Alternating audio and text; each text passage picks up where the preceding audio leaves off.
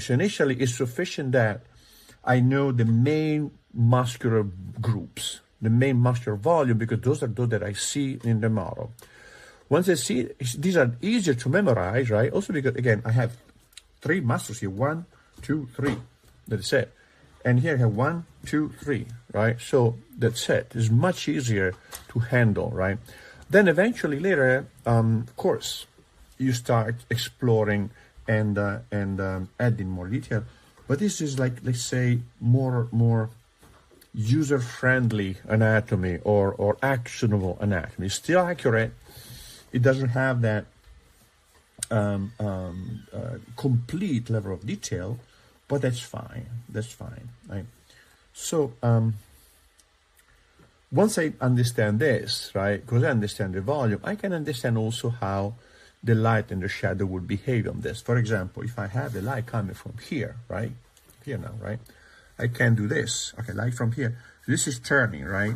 These are the line of section, right? So it's going to be shaded. Right? This is going to be maybe slightly darker, but not as dark as that, right?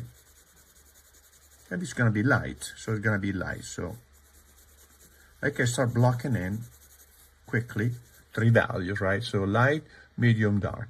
Here it's going to be most likely all of it in the shadow, but here, no, because I start seeing this coming at the level of that, so I start seeing a little bit of passage here like this. This is going to be darkest, and so on. This is going to be darkest, right?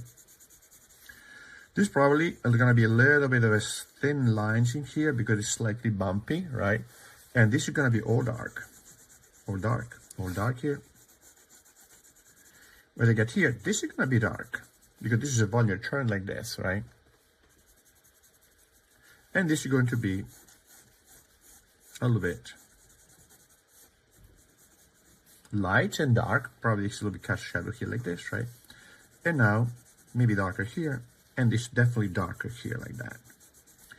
So then, you know, if I understand the form, I can understand the shadow and light mesh and shadow mesh much more accurately. So when I copy my figure, right, I read the light and the shadow in function of the form and the volume that they express, right?